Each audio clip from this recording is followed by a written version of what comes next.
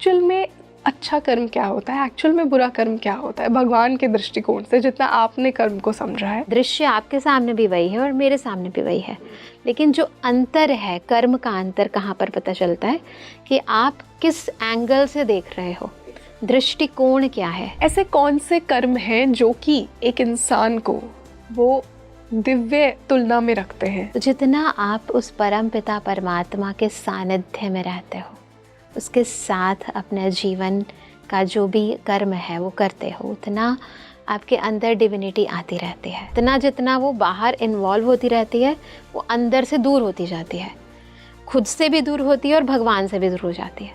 Because भगवान जो है वो हमारे ओरिजिनल स्वरूप का है, आत्मा का पिता परमात्मा है। क्वालिटी ऑफ आत्मा, सोल की जो है वो डाउनफॉल हुई तो डेफिनेटली उसके क्वालिटी ऑफ कर्मास है ना जो है वो भी डाउनफॉल हो गए, तो कह देंगे पतित हो गई आत्मा। बहुत सी सोल्स को ना वो ज्ञात ही नहीं हो पाता है कि मैं उस परमात्मा का ही अंश हूँ, हम सब उन्हीं के बच्चे हैं। तो क्या चीज़ हमें उस ज्ञान के करीब जाने से रोकती है? जिस दिन हमें ये एहसास हो जाता है कि हम चेतन शक्ति हैं, हमारे कर्म करने की डायरेक्शन ही बदल जाती है। कोई इंसान पहली बार गलत काम करता है ना, तो उसके अंदर की जो इंट्यूशंस होती हैं वो उसको कहती हैं कि नहीं करो, ये गलत है, लेकिन हम दबा देते हैं। फिर एक बारी, फिर 2 बारी, फिर 3 बारी, फिर इतना दबा देते हैं कि उसके बाद फिर उठती नहीं है। फिर उसके बाद उसकी कॉन्शियसनेस जैसे मर जाती है। अगर आपको किसी के साथ कुछ करने के बाद भारीपन महसूस हो रहा है तो समझ के चलो आपका अकाउंट आपका क्लोज नहीं हुआ है, आपका अकाउंट ओपन हो रहा है। फर्स्ट टाइम हम किसी सोल से हमारा इंटरेक्शन हो रहा है तो क्या साइंस होंगे? मुझे जो भी हमें जिसके भी कांटेक्ट में आ रही हूँ, मुझे ये अपना डिसाइड करना है कि मेरे कर्म हमेशा राइट डायरेक्शन पर होने चाहिए। सफरिंग अभी कलयुग अंत में ज़्यादा है, इसीलिए मुक्ति अब चाहिए।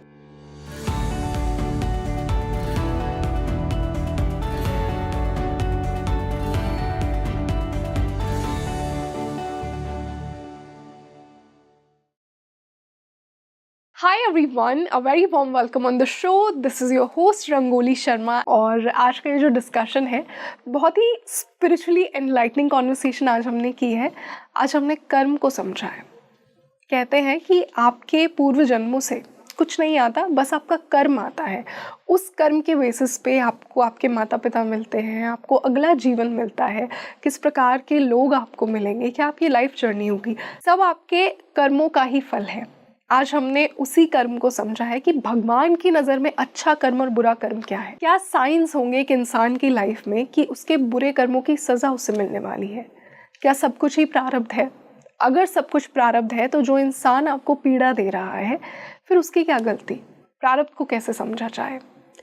अगर हम कार्मिक सेटलमेंट कर लेते हैं, अगर कोई इंसान कर्म को बैलेंस कर लेता है, फिर भी उसे फिर से आना पड़ता है क्योंकि उसे कलेक्टिव कॉन्शियसनेस को बहुत कुछ देना है। तो फिर मोक्ष का क्या मतलब है, मुक्ति का क्या मतलब है, तो फिर हमारी सोल का अल्टीमेट गोल क्या है? आज ऐसे ही बड़े सवालों के जवाब मैंने ढूंढने की कोशिश की है इस पॉडकास्ट में। आपको बहुत मज़ा आएगा, स्पेशली अगर आप भी ऐसी ही स्पिरिचुअली एनलाइटनिंग कॉन्वर्सेशन सुनना चाहते हैं, ऐसे सवाल खुद से पूछते रहते हैं, खुद की सोल जर्नी के बारे में जानना चाहते हैं, तो आई थिंक कर्म एक वो चाबी है जो कि आपके अंदर के बहुत से बड़े सवालों का दरवाज़ा आपके लिए खोलती है, आपकी सोल जर्नी के लिए खोलती है। तो आइए हम चलते हैं आज की इस इंटरेस्टिंग यात्रा के ऊपर। और इसी स्पेशल जर्नी के लिए आज जो गेस्ट मेरे साथ जुड़ी हैं उनसे आप पहले भी मिल चुके हैं। I would like to welcome once again Brahma Kumari Aditi दीदी ऑन स्पीकिंग ट्री। अदिति दीदी, वेलकम टू स्पीकिंग ट्री। ओम शांति। ओम शांति। बहुत अच्छा लग रहा है। आज मैं आपसे कर्म की बात करना चाहूँगी।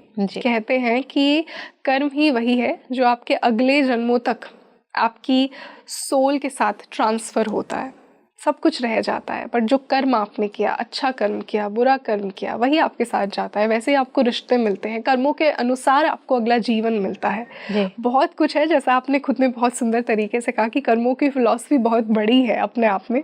आज हम वही जानने की कोशिश करेंगे। दीदी, बहुत से लोग ना ये भी मानते हैं कि ये कर्म भगवान की नज़र में अच्छा है, ये कर्म भगवान की नज़र में बुरा है।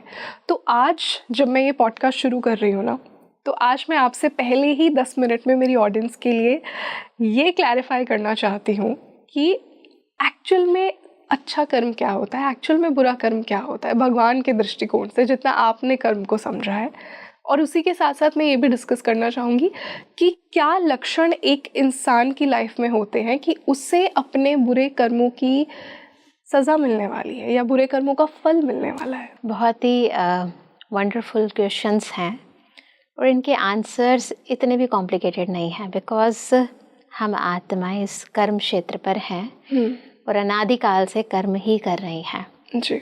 बट इन कर्मों को समझने के लिए हमें ये समझना है कि कर्म कर कौन रही है ना। जब हम कहते हैं कर्म, तो कर्म है क्या एक्चुअली? आत्मा एक शक्ति है, एनर्जी है। वो एनर्जी जब इस बॉडी में प्रवेश करती है, आत्मा आई, बॉडी उसने धारण की। बॉडी क्या है? ये हमारी कर्मेंद्रियां हैं ना। तो आत्मा एक शक्ति है, जिस क्वालिटी की शक्ति है उस अनुरूप वो इन कर्मेंद्रियों को ऑपरेट करेगी। और ये कर्मेंद्रियां केवल स्थूल नहीं है, सूक्ष्म भी हैं, है ना। सबसे पहले सूक्ष्म, फिर उसका प्रभाव पड़ेगा स्थूल पर। सूक्ष्म कर्मेंद्रियां हमारा मन, हमारी बुद्धि, और मन बुद्धि के अनुरूप हमारे संस्कार, यानी जो हम संकल्प उत्पन्न करते हैं वो हमारा पहला कर्म है ना। उसके बाद बुद्धि के अंदर उन संकल्पों के अनुसार हम ये डिसाइड करते हैं कि क्या करना है क्या नहीं करना। यानी पहले हम सोचते हैं, फिर समझते हैं, ये कर्म है ना। सोचना भी एक कर्म है, समझना भी एक कर्म है, बिल्कुल, है ना। फिर उसके अकॉर्डिंगली बाद में संस्कार बनते हैं, जो कि बाद के हमारे कर्मों का आधार बन जाते हैं, रिपीटेडली जो हम कर्म करते हैं। और इसी क्वालिटी के अनुरूप, यानी जो हम सोचते हैं, अगर अच्छा सोच रहे हैं उस अनुरूप ही हम देख रहे हैं जी। अच्छा सोच रहे हो तो आपका दृष्टिकोण अच्छा होगा। आंखें तो मिली हैं सबको, परंतु दृश्य को भी नहीं बदल सकते आप, है ना, और इस आँखों को भी नहीं बदल सकते। परंतु वो जो बदला है, आंखें आपके पास भी हैं, मेरे पास भी हैं, मैं भी एक सोल हूँ, आप भी एक सोल हैं। हम दोनों अपने अपने इन कर्म इंद्रियों में बैठे हुए हैं और हम दोनों कर्म कर रहे हैं, हर पल कर्म कर रहे हैं। सबसे सूक्ष्म कर्म जो हम कर रहे हैं वो है हम सोच रहे हैं जी। तो मैं आत्मा जो सोच रही हूँ उसी अनुरूप मैं देख रही हूँ। अब मैं किस तरीके से, यानी मेरा जो दृष्टिकोण है, दृश्य आपके सामने भी वही है और मेरे सामने भी वही है, लेकिन जो अंतर है, कर्म का अंतर कहाँ पर पता चलता है कि आप किस एंगल से देख रहे हो। दृष्टिकोण क्या है ना। एक है फिजिकल दृष्टिकोण से देखना, बाह्य दृष्टिकोण से देखना कि हाँ ये ऐसा है, ये सुंदर है, ये गोरा है, ये छोटा है, ये मोटा है, ये लंबा है, ये जज करना। हाँ। और एक होता है जैसे हम जिसे कहते हैं, जिसे आपने सुकर्म की बात करी, अच्छे कर्म की बात की, तो आत्मा की क्वालिटी है कि वो हर एक आत्मा को, दूसरे मनुष्य आत्मा को, वो जो है जैसी है, ओरिजिनली जैसी है जी, वैसा देखे। परंतु हम वैसा तो नहीं देखते। हम क्या देखते हैं? हम आपका ये जो बाहर की जो कर्मेंद्रियां हैं और उस कर्मेंद्रियों के ऊपर भी जो आप ये जो हम पोशाक पहनते हैं, और पोशाक के द्वारा अगर हम कुछ गलत कर दिया किसी के साथ, फिर वो जो स्मृतियां हैं वो उसके साथ अटैच्ड हैं। तो इतने सारे, आत्मा तो छोटी सी बिंदी है, लाइट है, परंतु इतने सारे जो उस पर परतें हैं, हम उन परतों से प्रभावित होकर एक दूसरे को देखते हैं। बिल्कुल। फिर वो एक तो आपकी परतें, फिर मेरे जो पास्ट लाइफ के अंदर मुझे जो एक्सपीरियंस हुए हैं अलग अलग लोगों के साथ, तो उन एक्सपीरियंस की भी बहुत सारी परतें हैं जो मेरे मन के ऊपर हैं। तो उन सभी परतों को साथ लेकर हम एक दूसरे के संबंध और संपर्क में आ रहे हैं, है ना। तो हमें ये बात समझनी है। परंतु जो राइट दृष्टिकोण है वो ये है कि मैं भी एक सोल हूँ, सुप्रीम सोल परमात्मा की संतान हूँ, और जो गुण ईश्वर के हैं वो हर एक मनुष्य आत्मा में है। वो परमात्मा जो है शांति का सागर है, मैं भी मास्टर हूँ, मेरे अंदर भी वो शांति का गुण है, सुख का गुण है, आनंद का, प्रेम का, पवित्रता का गुण है। वैरी कर सकता है ना, अकॉर्डिंगली हर एक आत्मा की जो उसे अलग अलग तरह के परिस्थितियाँ लाइफ के अंदर मिली, उसके कारण वो शक्ति कितनी क्षीण हो गई है, पर उसका कुछ ना कुछ अंश तो हर एक के पास है। किसी के पास कम है, किसी के पास ज़्यादा है, परंतु है वो भगवान की बच्ची। अब मैं आपको इस नज़र से देख रही हूँ कि आप भी मेरे पिता परमात्मा उसकी हम दोनों संतान हैं, उसके बच्चे हो। तो जैसे ही मैं इस दृष्टिकोण से आपको देखती हूँ तो आपके प्रति मेरी भावनाएं बदल जाती हैं, मेरे शब्दावली बदल जाती है, मेरी एनर्जी जो आपके साथ मिलकर क्रिएट होती है वो बहुत ही पॉजिटिव होती है, जो आपको भी अनुभव होती है। फिर उसके बाद मैं जो कर्म करती हूँ वो भी आपको उसी तरीके से, क्योंकि वो जो फ्लो ऑफ एनर्जी है वो पॉजिटिव पॉजिटिव पॉजिटिव है, तो वैसे हो रहा है। और हमारा नज़रिया केवल बाह्य नहीं है। कल को इंसान की सुंदरता जो है वो आज कैसी है कल कैसी हो सकती है। बॉडी तो है ना, 5 एलिमेंट्स हैं, तो जैसे एलिमेंट्स नए से पुराने होते हैं तो बॉडी भी नए से पुरानी होती है, परंतु जो दृष्टिकोण है वो सदा नया रहेगा।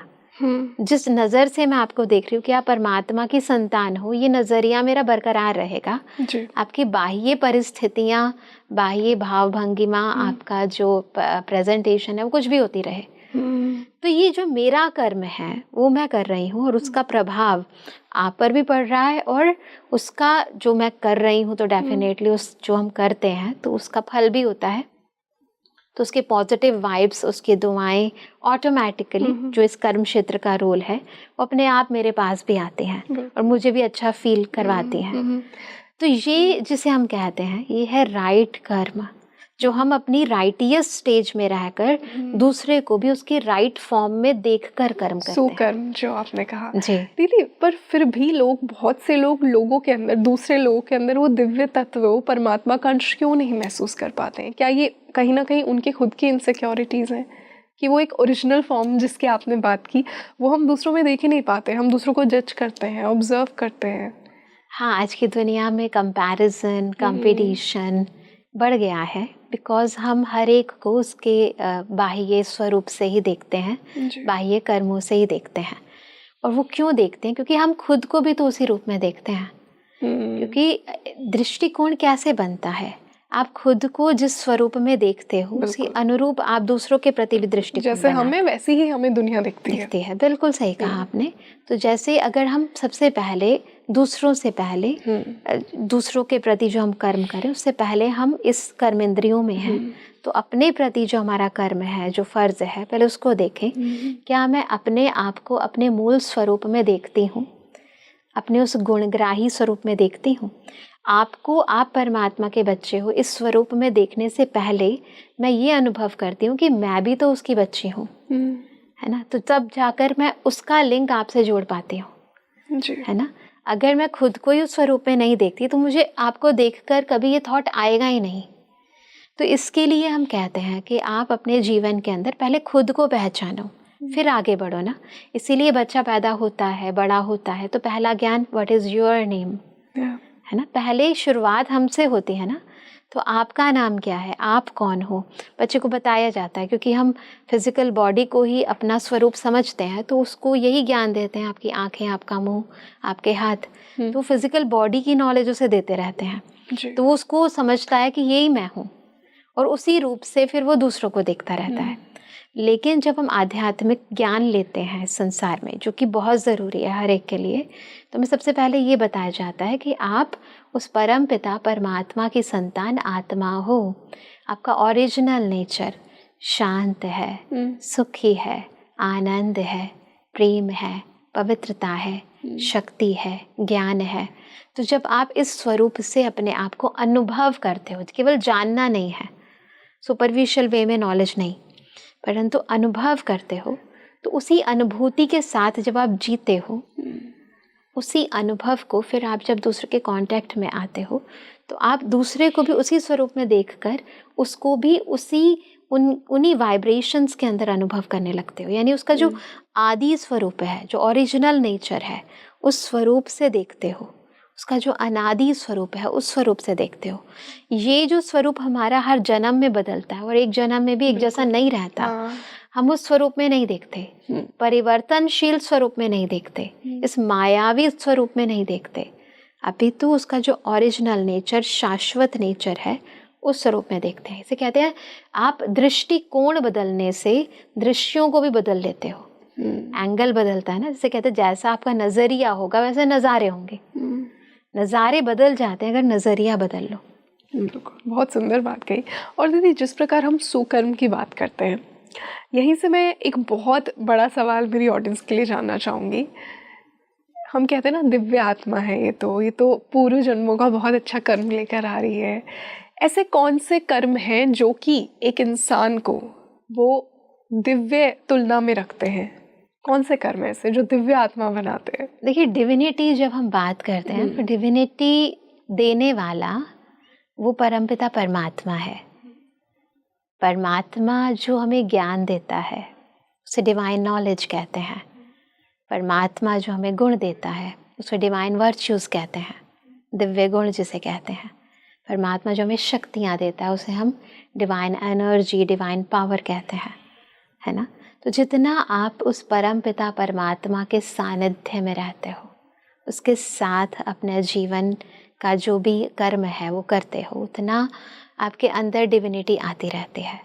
क्योंकि डिविनिटी इस दुनिया के अंदर जो भौतिकवाद है, जो स्थूलता है, उससे ऊपर उठकर है ना। जब हम एक है ग्राउंड पर रहना, मिट्टी के कांटेक्ट में रहना, मिट्टी यानी देह भान, बॉडी कॉन्शियसनेस और बॉडीली चीज़ें, ये इसके अंदर हम फिजिकली तो रहेंगे पर मेंटली बात कर रहे हैं, सोल की बात कर रहे हैं हम। क्योंकि कर्म करने वाली भी सोल है और डिवाइन जब हम बात करते हैं कि डिवाइन सोल है, डिवाइन बॉडी की बात नहीं करते हैं, डिवाइन सोल की ही बात कर रहे हैं हम।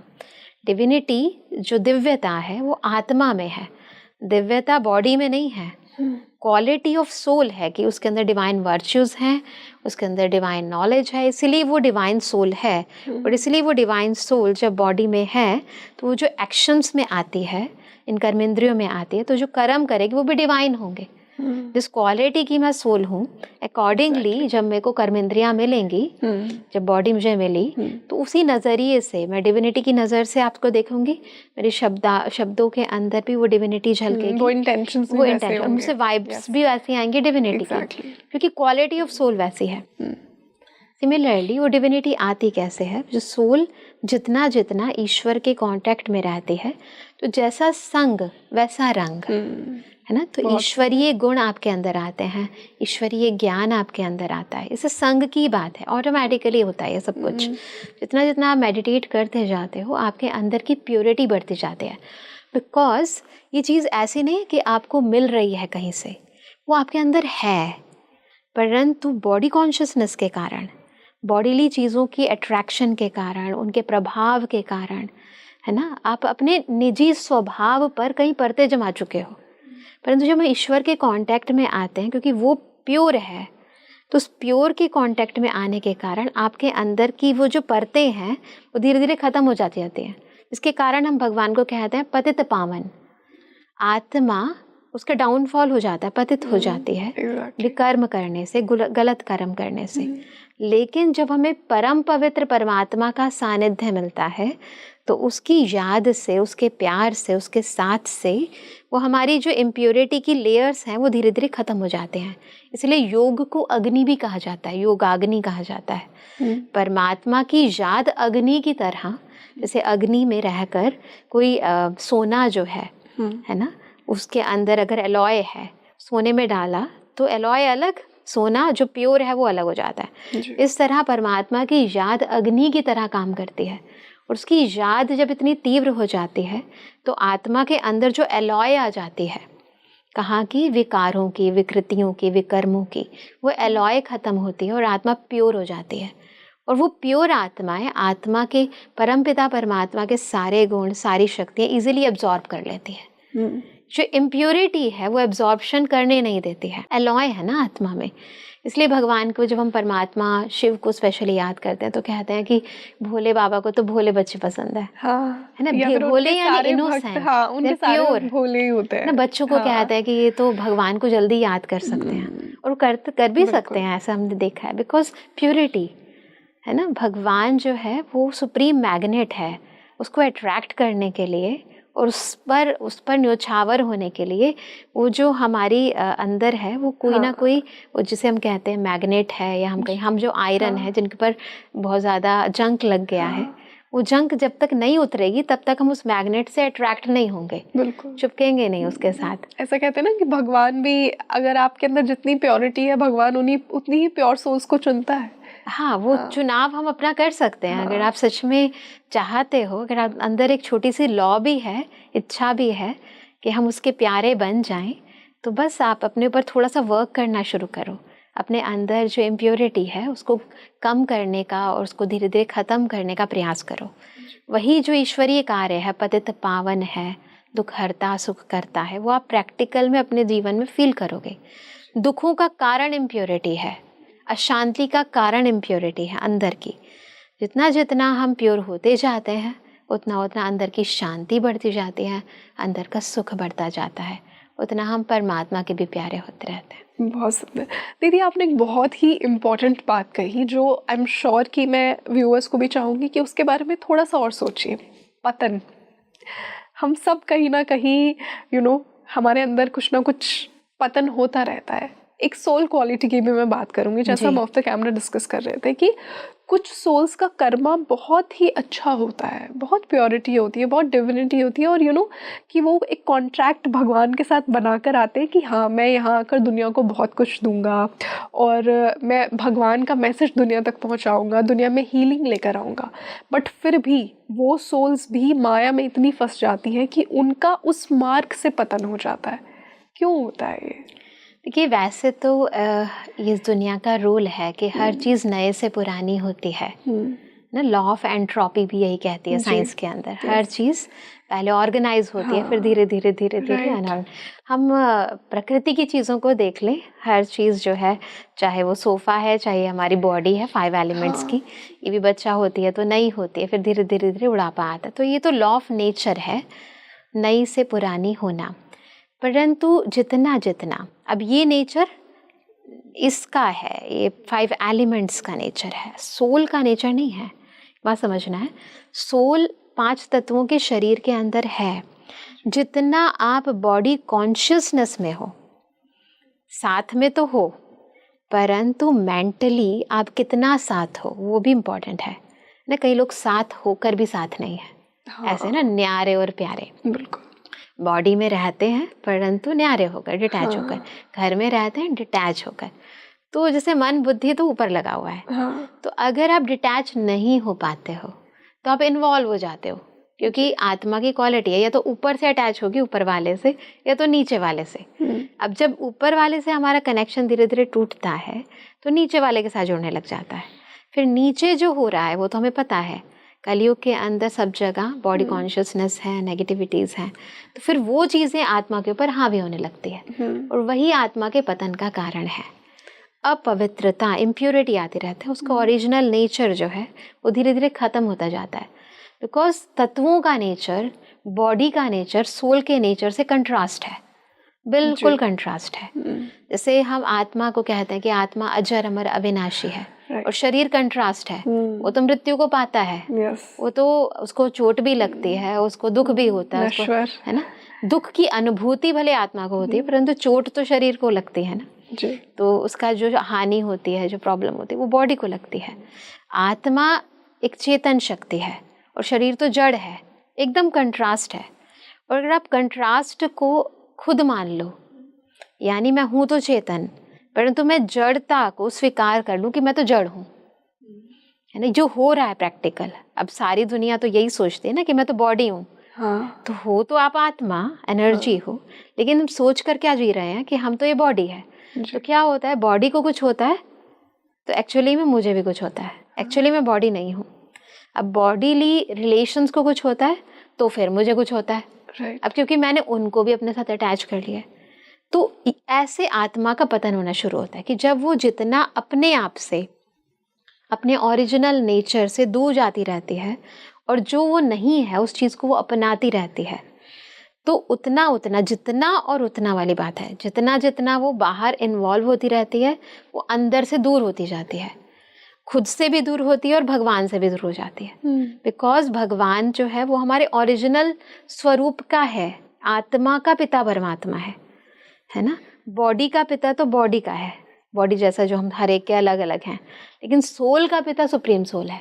जितना आप अपने ओरिजिनल स्वरूप में रहते हो, जितना आप पवित्र स्वरूप में रहते हो, जितना आप बॉडी कॉन्शियसनेस से अलग होकर रहते हो, उतना उतना परमात्मा के सामीप्य का अनुभव कर पाते हो, उसके नेचर का अनुभव कर पाते हो। और जितना जितना उससे दूर होते जाते हो, बॉडी कॉन्शियसनेस के नज़दीक आते जाते हो, उतना आप अपनी ओरिजिनलिटी से डाउनफॉल होता जाता है। इसे कहते हैं पतन। तो जब हमें ये ज्ञान हो जाए कि राइट क्या है और रॉन्ग क्या है, ओरिजिनलिटी क्या है और आर्टिफिशियलिटी क्या है, तो हमें डेफिनेटली अपनी ओरिजिनल नेचर की तरफ जाना चाहिए, समझ आनी चाहिए। इसीलिए कहते हैं ज्ञान होना चाहिए इंसान को।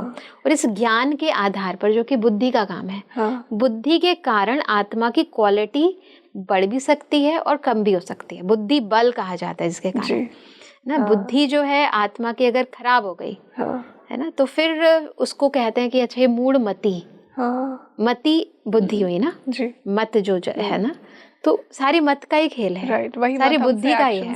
पारस बुद्धि भी बन सकते हो, पत्थर बुद्धि भी बन सकते हो जी। तो दोनों में है। जैसे आपने कहा डिवाइन भी डिविनिटी बुद्धि में आई है ना, तो कहते दिव्य बुद्धि का वरदान मिला है इसे, है ना। तो बुद्धि के अंदर ईश्वरीय ज्ञान है।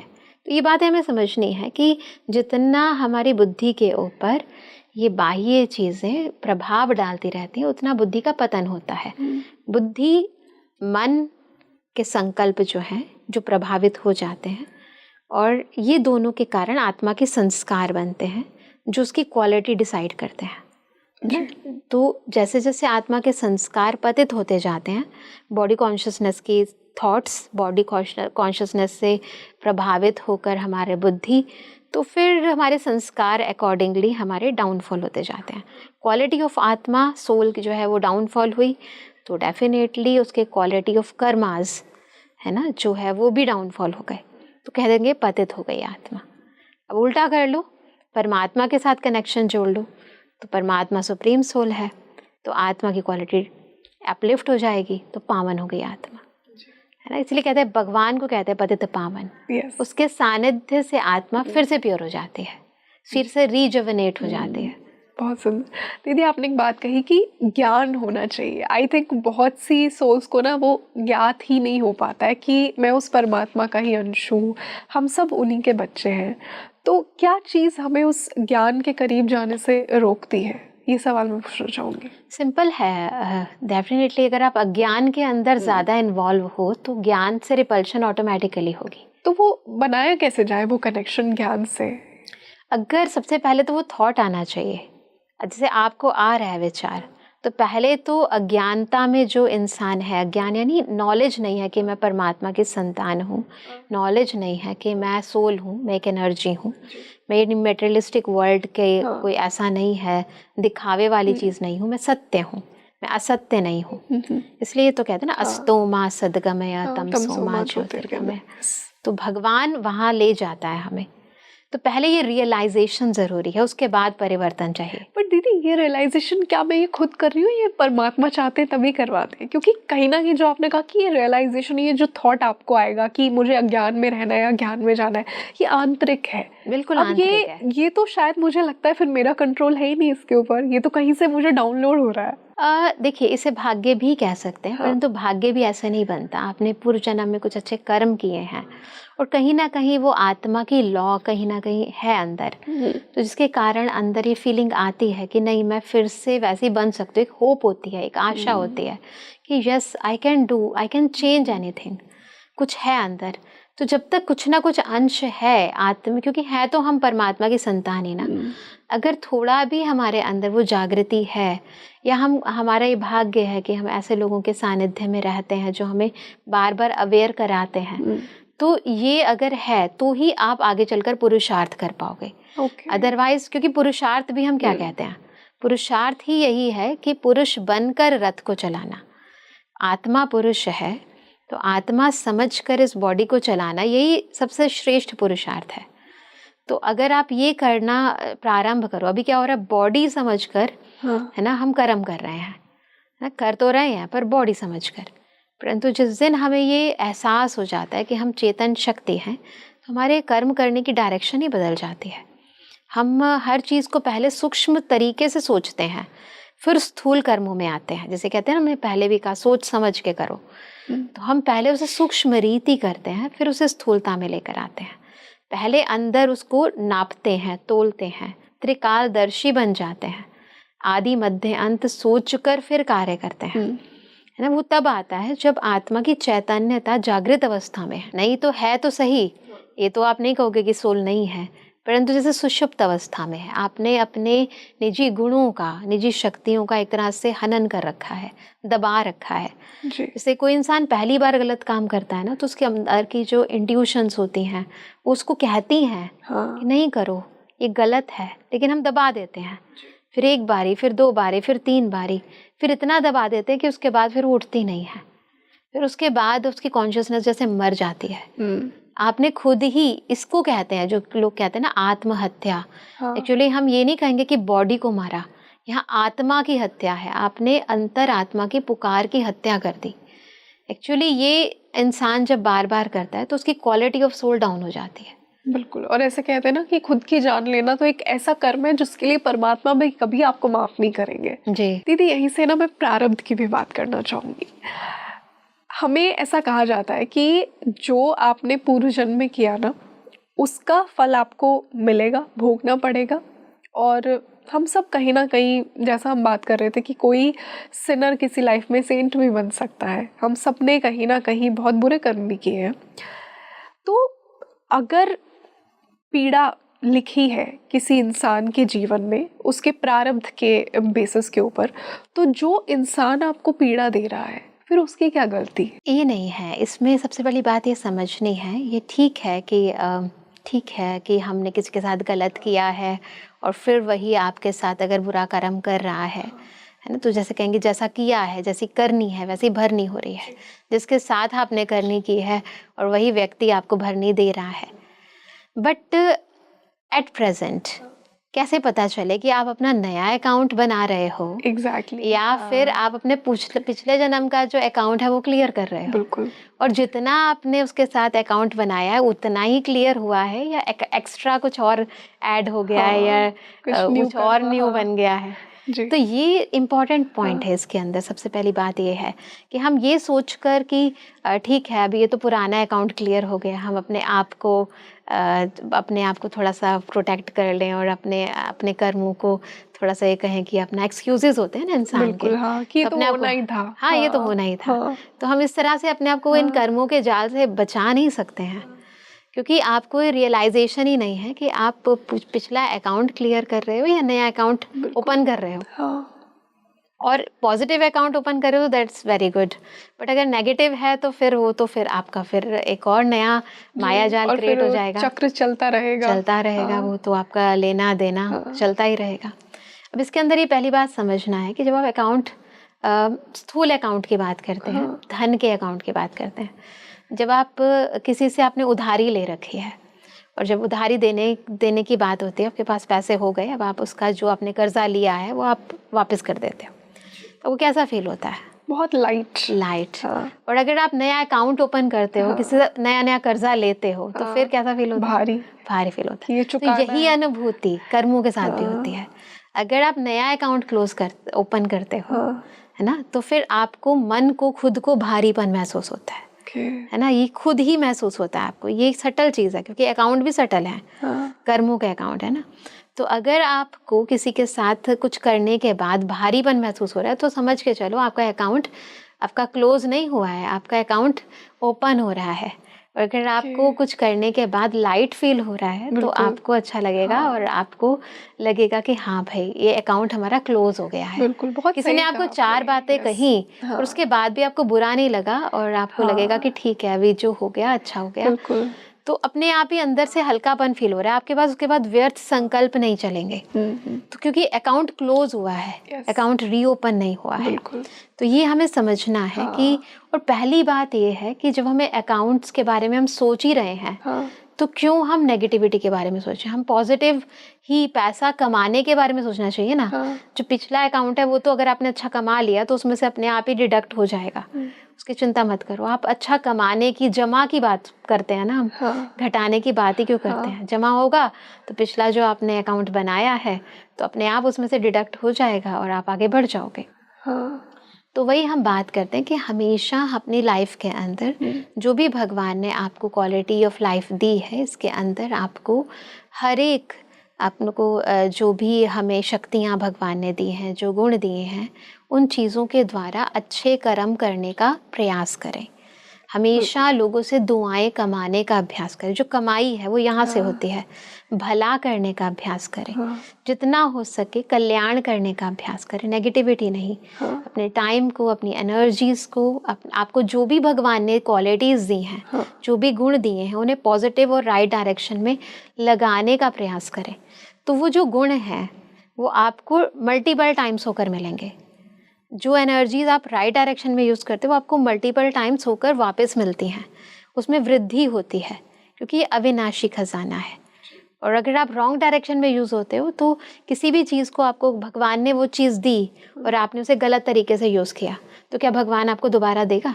बिल्कुल भी नहीं। ना मैं आपको कोई चीज़ दूँ, ही नहीं था आपके अंदर, ना आपने उसकी रिस्पेक्ट नहीं की। मैं आपको कोई चीज़ दूँ और आप उसे गलत तरीके से यूज़ करो, मेरा मन नहीं करेगा आपको दोबारा से देने का। आप वो दायित्व ही नहीं रखते हैं फिर कि आप ये डिजर्व नहीं करते। तो आपको जो चीज़ें भगवान ने दी हैं, चाहे आपको अच्छा सोच दी है, चाहे आपको ये बॉडी दी है, भगवान ने हर एक को ना बहुत सारे खजाने दिए हैं।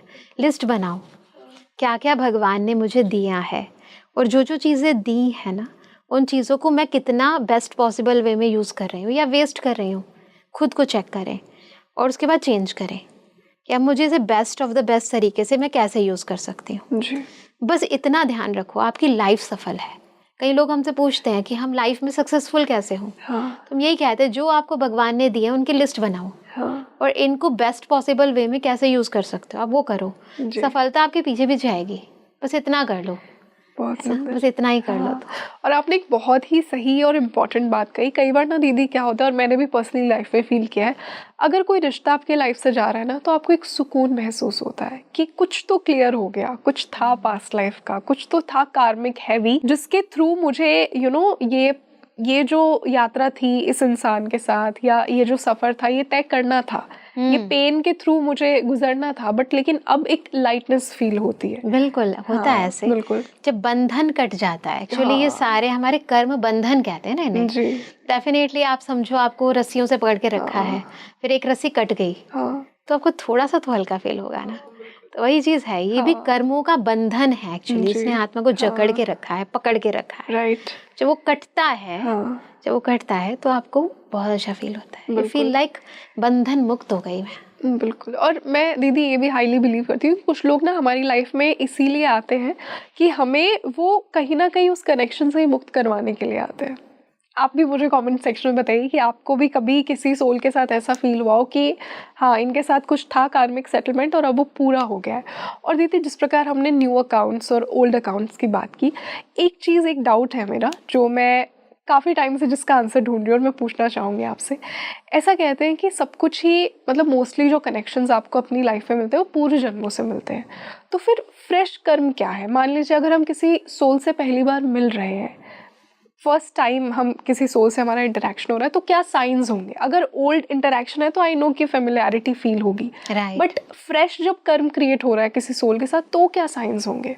देखिए, सबसे पहले हम जब किसी के साथ नए तौर पर मिलते हैं तो आपकी स्लेट ब्लैंक होती है ना। उसके अकॉर्डिंगली जो जिसके साथ आप मिल रहे हो उससे संबंधित जो आपकी स्लेट है मन के अंदर, वो ब्लैंक होती है। अभी ना आपने उसके प्रति कोई विचार पैदा किए हैं, ना कुछ किए हैं, आपको पता नहीं चलता है कि होने क्या वाला है। सस्पेंस मूवी की तरह चलता है जैसे ना, है ना। आप हर सीन आपके लिए सस्पेंस है, परंतु फिर यहाँ अब व्हाट नेक्स्ट। परंतु यहाँ पर एक बात बहुत होती है, इंसान जो गलती करता है इसके अंदर, कि ज़रूरी नहीं है कि आपका और मेरा अकाउंट है तो वही चीज़ छलक कर आएगा जब हम दोनों मिलेंगे। परंतु जो मैंने अपनी लाइफ में अनुभव किए हैं, है ना, मेरे भी जीवन के अंदर कई लोगों के साथ बहुत सारे अनुभव हुए हैं ना, और वो जो मेरा एक पास्ट लाइफ एक्सपीरियंस है, उस एक्सपीरियंस के बेस पर मैं आपसे मिलती हूँ। ऐसा नहीं है कि मैं अभी आपसे मिली हूँ तो बिल्कुल ही कुछ नहीं है, परंतु मेरे अंदर बहुत सारे लोगों से जो आप जैसे हैं मैं उनसे मिली हूँ। इस जन्म में नहीं, पिछले जन्म में मिली हूँ। वो जो मेरा एक्सपीरियंस है, तो उस एक्सपीरियंस के आधार पर मैं उस आत्मा के साथ मिलती हूँ, है ना।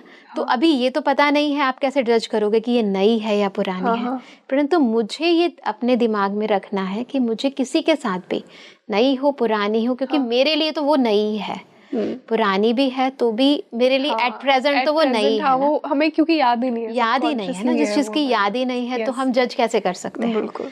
तो मुझे जो भी हमें जिसके भी कांटेक्ट में आ रही हूँ, मुझे ये अपना डिसाइड करना है कि मेरे कर्म हमेशा राइट डायरेक्शन पर होने चाहिए। मैं दूसरा क्या कर रहा है, वो क्या सोच रहा है, उस पर मेरा कोई कंट्रोल नहीं है, पर मैं क्या सोच रही हूँ, मैं क्या बोल रही हूँ। अगर पिछला नेगेटिव कर्म भी है तो भी मुझे तो सेटल करना ही है ना, मुझे तो अच्छा ही करना है ना उसे। तो मेरा हमेशा पुरुषार्थ यही चलता रहना चाहिए कि मैं बेस्ट ऑफ द बेस्ट दूँ। जैसे एक एक्टर होता है ना, तो एक्टर को परफॉर्मेंस करने के लिए कहा है तो एक्टर अपना बेस्ट करता है। तो ये लाइफ भी, ये दुनिया भी एक स्टेज की तरह है और हम सभी सोल्स एक्टर हैं। और ये हमारा कॉस्ट्यूम है, बॉडी, कर्मेंद्रियाँ। अब आप इस कॉस्ट्यूम के थ्रू द बेस्ट करो, ये आपका लक्ष्य होना चाहिए। बेस्ट परफॉर्मेंस दो। अब आप कैसा देखना चाहते हो, हीरो एक्टर को कैसा होना चाहिए, है ना, नाराज़ होते रहना चाहिए, दुखी होता रहना चाहिए। अब अपने आप से पूछो कि अच्छा ऐसे कोई फिल्म देखे कोई, तो ऐसे में अगर समझो स्टेज पर हूँ और मेरे ऊपर बहुतों की नज़र हो तो क्या सोचेंगे, ये हीरो है क्या? नहीं। अगर अपने आप को यही सोचो कि मुझे अपना बेस्ट परफॉर्म करना है, इतना ही मन में होना, तो आपकी कोई भी एक्शन खराब नहीं हो सकते। बस इतना ही दो, मुझे बेस्ट देना है। तो चाहे नया है चाहे पुराना है, आपका बेस्ट है तो आपको बेस्ट मिलेगा। राइट। दीदी कुछ समय पहले, कुछ साल पहले जितना मैंने लाइफ को समझा था ना, मैं ये मानती थी कि हमारी आत्मा का अल्टीमेट गोल ना मोक्ष है। और मोक्ष कैसे मिलेगा? जब सारा कार्मिक सेटलमेंट हो जाएगा, किसी से कोई अटैचमेंट नहीं रहेगी, ना माता पिता से, ना सिबलिंग से, ना पति पत्नी से, ना बच्चों से, ना इस माया से। जब हम यहाँ से डिटैच हो जाएंगे ना तो हमें मोक्ष मिल जाएगा। बट अभी कुछ समय से मुझे जो अंडरस्टैंडिंग हुई है ना कि मोक्ष भी टेम्पररी है। बहुत सी ऐसी सोल्स होती हैं जिनके अंदर ये पात्रता होती है कि उन्हें मोक्ष मिले, बट फिर भी वो इस दुनिया में फिर से आती हैं because they want to contribute to the higher consciousness. जी। तो मान लीजिए कि अगर एक सोल अपना कार्मिक सेटलमेंट कर लेती है तो फिर अल्टीमेट गोल क्या है? अगर मोक्ष नहीं है, अगर फिर से वो सोल आएगी, क्योंकि ये जर्नी तो चलती रहेगी, अगर एक साइकिल पूरी हुई तो दूसरी स्टार्ट हो जाएगी। तो फिर इस कार्मिक सेटलमेंट का मतलब क्या है? देखिए, ये बात तो समझने की है कि जैसे हम कहा कि all the world a stage, एक स्टेज की तरह है, और जब एंड होगा तो डेफिनेटली हम देखते हैं किसी भी फिल्म के एंड के अंदर कार्मिक सेटलमेंट होती है। और ये जो टाइम चल रहा है सारे वर्ल्ड के अंदर, ये सेटलमेंट का ही चल रहा है। जो हम देखते हैं पता ही नहीं चलता कि हमारे मन में बार बार प्रश्न आते हैं कि इसके साथ ऐसा क्यों, छोटा बच्चा है उसके साथ ऐसा क्यों। एक्चुअली ये सारे कार्मिक सेटलमेंट ही हो रही हैं सारे संसार के अंदर।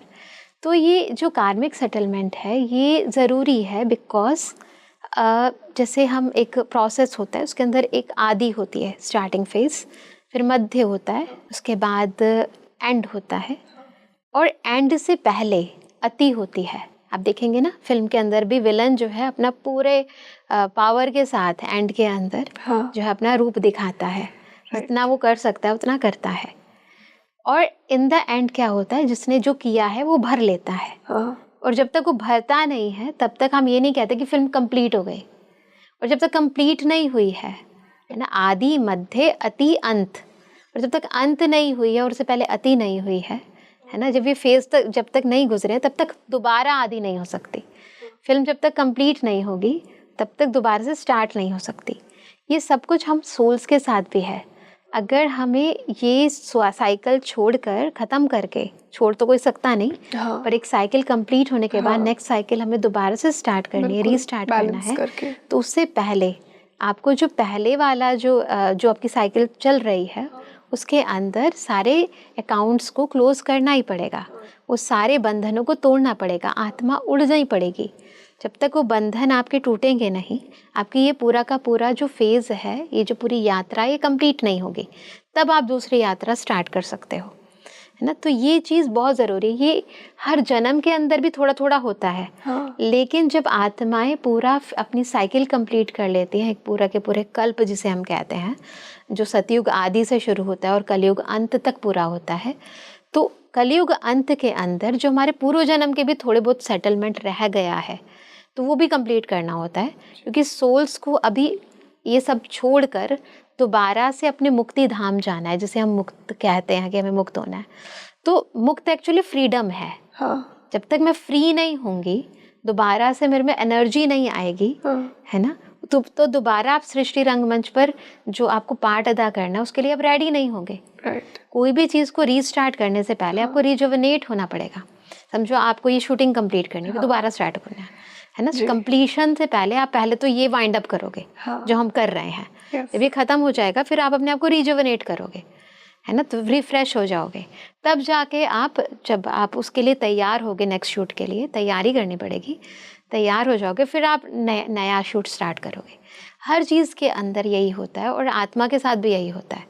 जब वो अपनी ये पूरी साइकिल कंप्लीट करती है, और कंप्लीट करने से पहले एक अति का फेज़ आता है जिसमें आप हर चीज़ को पूरी तरह ख़त्म करना चाहते हो, वाइंड अप करना चाहते हो, ताकि हम मुक्त हो सकें, फ्री हो सकेंगे। फ्री तो तभी होंगे ना जब वाइंड अप होगा।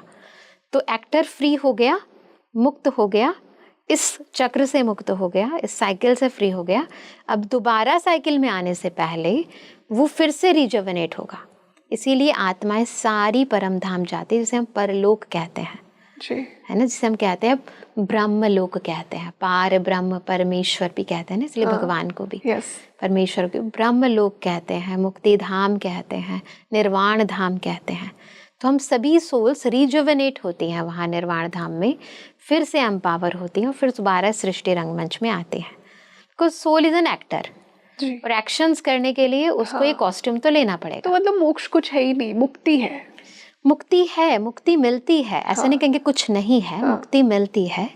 आपको बंधनों से मुक्ति मिलती है, है ना, और सेटलमेंट आप कैसे कर रहे हो वो एक अलग चैप्टर है। बट द आइडिया कि आप एक बार अगर आपको मुक्ति मिल जाए फिर आप नहीं आएंगे, ये अपने आप में गलत है ना। हाँ, फिर नहीं आएंगे ये गलत फिर तो वो मुक्ति किस प्रकार की? अगर आप मुक्त है तो आप जब चाहे आ सकते हैं ना, कि अगर आपको ये बंधन दे दिया कि एक बार मुक्त हो गए तो नहीं आगे, तो वो अपने आप में बंधन है। लेकिन ये जो मुक्ति शब्द है ये आता ही तब है जब आप पूरी तरह बंधन में होते हो।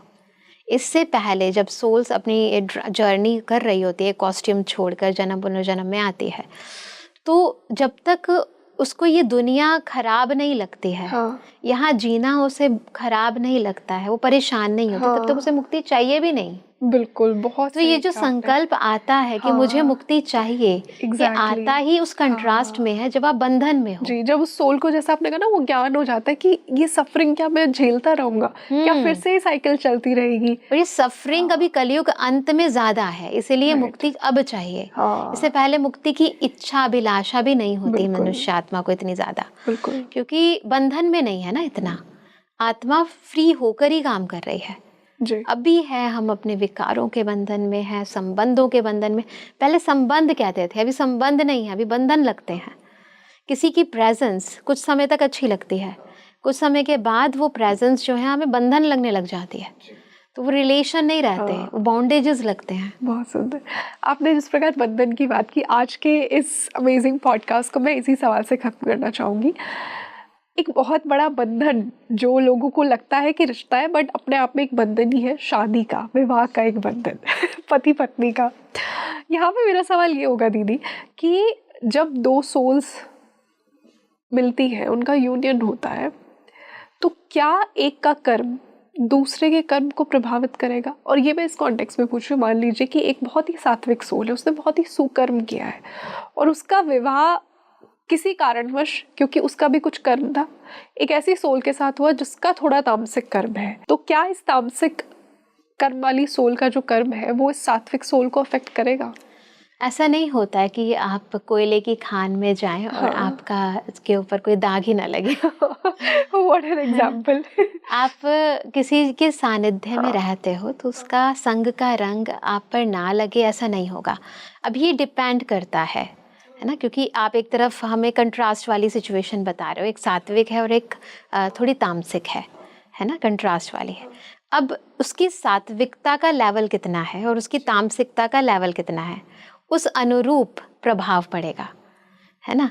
अगर उसकी, जैसे समझो मैथमेटिक्स के अंदर प्लस ज़्यादा है, तो जो प्लस और दूसरा माइनस है ना, अगर प्लस ज़्यादा है तो जो प्लस माइनस का रिजल्ट होगा वो प्लस में आएगा, और अगर माइनस ज़्यादा है तो प्लस माइनस का रिजल्ट है, उसके आगे जो मार्क लेगा माइनस होगा। तो यहाँ भी हम जब मिलते हैं, किसका प्रभाव किस पर पड़ता है वो इस प्लस और माइनस पे डिपेंड करता है, आपकी नेगेटिविटी ज़्यादा बड़ी है या उसकी पॉजिटिविटी ज़्यादा बड़ी है। बहुत ही राइट एग्जाम्पल आपने दिया। जी। बिल्कुल, बहुत सुंदर दीदी। और आई एम श्योर कि आज के इस पॉडकास्ट से ना जो हमने कोशिश थी जो हमारी ये पॉडकास्ट स्टार्ट करते हुए कि ये जो डीप फिलॉसफी है कर्म की, इसको हम थोड़ा और प्रभावशाली तरीके से समझेंगे, तो मैंने यहाँ बैठकर तो किया ही, आई एम श्योर कि मेरी ऑडियंस ने भी किया होगा। So thank you so much for giving us your time today. तो बहुत मज़ा आया, बहुत अच्छा लगा। So thank you so much for joining us. Thank you. ओम शांति। ओम शांति। So you tell me in the comment section कि आपको आज का ये पॉडकास्ट कैसा लगा। हमने एक थोड़ा सा स्पिरिचुअली हैवी टॉपिक उठाया, कर्म। कुछ लोगों के लिए हैवी हो सकता है और कुछ लोगों को लाइट भी फील करवा सकता है, but I think in itself it's a very intense topic, क्योंकि कहीं ना कहीं हमारी सोल की जो जर्नी है वो हमारे कर्मों के ऊपर बहुत ज़्यादा डिपेंडेंट होती है, हमारे कर्म ही फाउंडेशन होती है। तो आज हमने उसी को जानने की कोशिश की। आप मुझे बताइए आपको पर्सनली आज का ये पॉडकास्ट कैसा लगा। आने वाले पॉडकास्ट में हम और किन टॉपिक्स पर चर्चा करें, मुझे कमेंट सेक्शन में ज़रूर बताइए आपके क्या रिव्यूज़ हैं। मैं आपके लिए यूँ ही एक और इंटरेस्टिंग डिस्कशन लेकर आऊँगी। This is your host Rangoli Sharma. I see you in another podcast. नमस्ते।